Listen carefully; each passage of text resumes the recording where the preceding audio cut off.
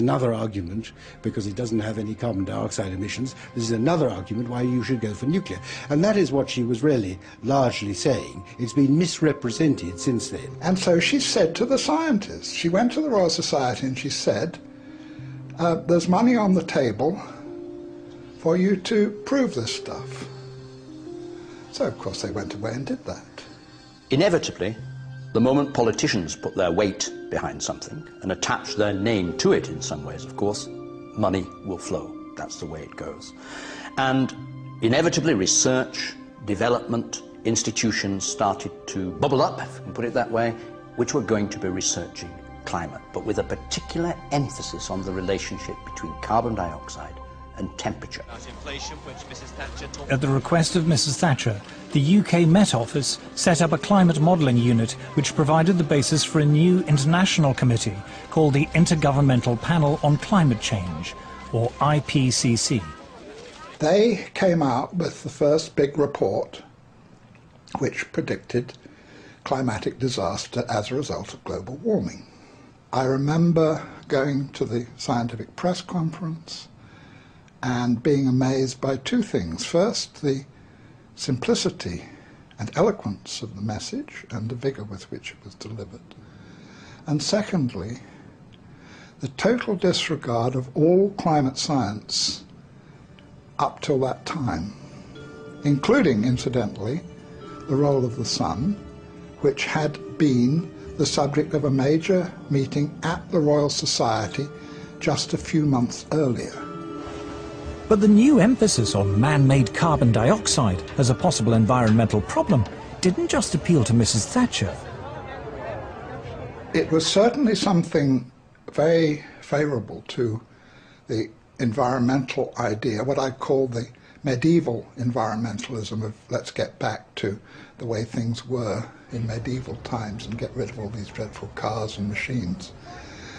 They loved it because carbon dioxide was for them an emblem of industrialization. Well, carbon dioxide clearly is an industrial gas and tried and sort of tied in with economic growth, with transportation in cars, with what we call civilization.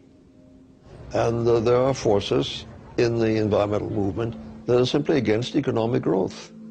They think that's bad. It could be used to legitimize a whole suite of myths that already existed: anti-car, anti-growth, anti-development, and above all, anti that great Satan, the US. Patrick Moore is considered one of the foremost environmentalists of his generation. He is co-founder of Greenpeace. The shift to climate being a major focal point came about for two very distinct reasons. The first reason was because by the mid-'80s, a majority of people now agreed with all of the reasonable things we in the environmental movement were saying they should do.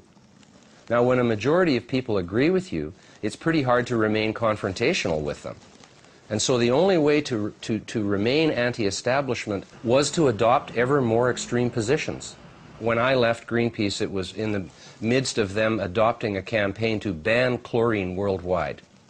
Like I said, you guys, this is one of the elements in the periodic table, you know. I mean, I'm not sure if that's in our jurisdiction to be banning a whole element. The other reason that environmental extremism emerged was because world communism failed, the wall came down, and a lot of peaceniks and political activists moved into the environmental movement, bringing their neo-Marxism with them, and learned to use green language in a very clever way to cloak agendas that actually have more to do with anti-capitalism and anti-globalization than they do anything with ecology or science. The left have been slightly disoriented by the manifest failure of socialism and indeed even more so of communism as it was tried out.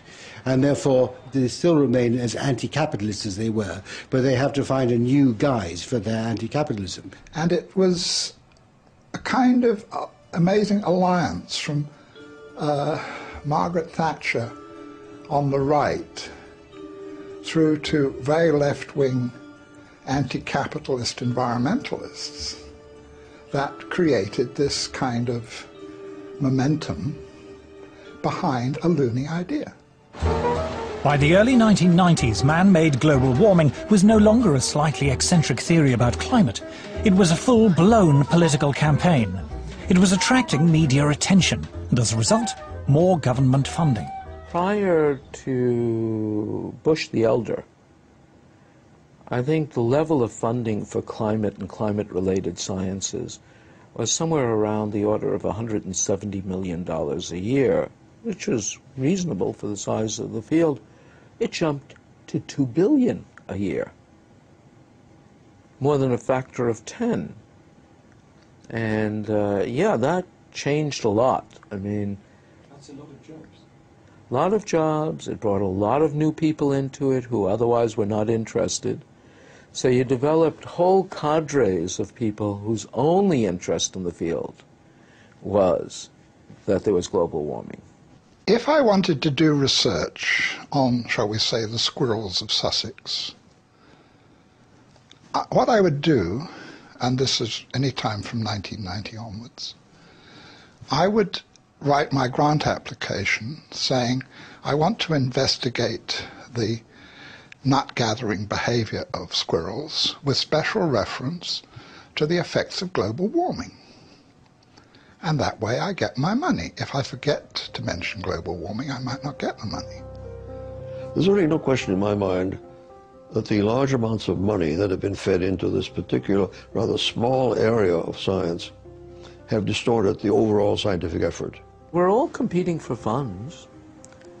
And if your field is the focus of concern, you have that much less work rationalizing why your field should be funded.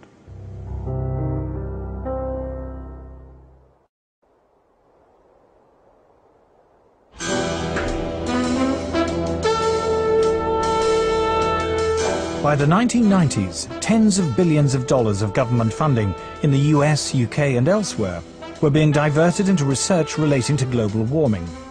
A large portion of those funds went into building computer models to forecast what the climate will be in the future. But how accurate are those models? Dr. Roy Spencer was senior scientist for climate studies at NASA's Marshall Space Flight Center. He has been awarded medals for exceptional scientific achievement from both NASA and the American Meteorological Society. Climate models are only as good as the assumptions that go into them, and they have hundreds of assumptions. All it takes is one assumption to be wrong for the forecast to be way off.